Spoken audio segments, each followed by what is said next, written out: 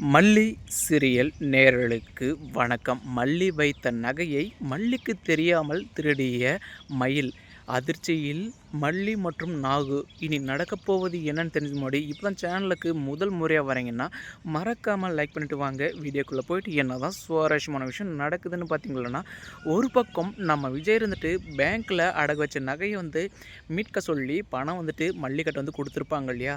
சரி மல்லி, நானே போயிட்டு வந்துடுறேன் அப்படின்ட்டு இப்போ நாகு பணத்தை வாங்கிட்டு போனது மட்டும் இல்லாமல் மறுபக்கம் அந்த நகையை எடுத்துகிட்டு வந்துடுவாங்க வீட்டுக்கு. மறுபக்கம் சரி அண்ணி, இதை பத்திரமா வைங்க அப்படின்னு இப்போ மல்லி சொல்லுவாங்க இல்லையா.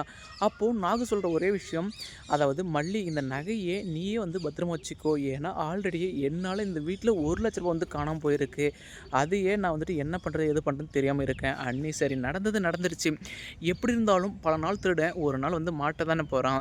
அப்படி இருக்கும்போது பார்த்துக்கலாம் அப்படின்னு சொல்லுவாங்க இல்லையா. இல்லை மல்லி, இது சரியாக வராது, நீ எடுத்துகிட்டு போய்ட்டு வை அப்படின்ட்டு இப்போ மல்லி கட்ட சொல்லுவாங்க இல்லையா. மறுபக்கம் நம்ம மல்லியும் அதாவது அதை எடுத்துகிட்டு போய்ட்டு ஷேப்பாக வைப்பாங்க. ஆனால் இன்னொரு பக்கமும் இந்த திருடி மயில் அப்படியே பார்த்திங்களான்னா நாய் ஒரு இடத்துக்கு ஏதாச்சும் ஒரு சின்ன ஸ்மெல் வந்துச்சுன்னா அதனுடைய வாசனை பிடிச்சிட்டு அப்படியே போகும் இல்லையா.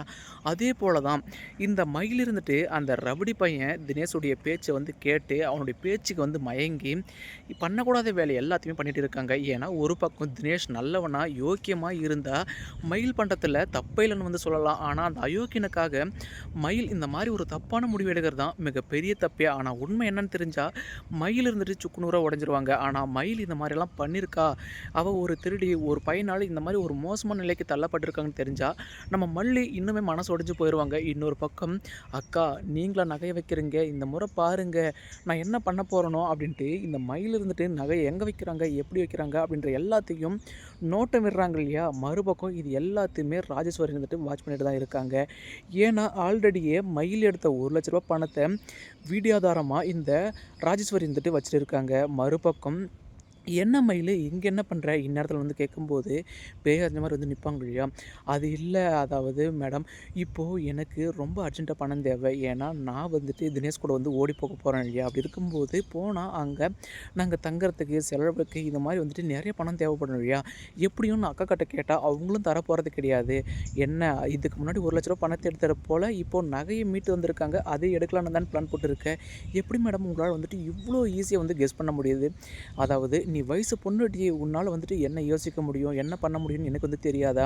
சரி நீ எடு, ஆனால் உன்னை காட்டி கொடுக்க மாட்டேன், இதை நான் எப்படி நம்புறது அப்படின்னு மயில் கேட்கும்போது, உன்னை காட்டி கொடுக்கணும்னு நினச்சிருந்தா இதுக்கு முன்னாடியே காட்டி கொடுத்துருப்பேன் அப்படின்னு இந்த ராஜேஸ்வரி சாமர்த்தியத்தனமாக பேசுவாங்க இல்லையா. மறுபக்கம் நம்ம மல்லிக்கு என்ன ஒரு அதிர்ச்சின்னா, அதாவது எப்பவும் போல் சரி அந்த நகை இருக்கா இல்லையான்னு பார்க்கலான்னு போகும்போது தான் நகை இல்லைன்னதுமே அப்படி பதறி போயிடுவாங்க. இன்னொரு பக்கம் தன்னுடைய தங்கச்சி தான் மயில் எடுத்திருப்பாங்க அப்படின்ற ஒரு விஷயத்தை கண்டுபிடிக்க தான் போகிறாங்க நம்ம மல்லி.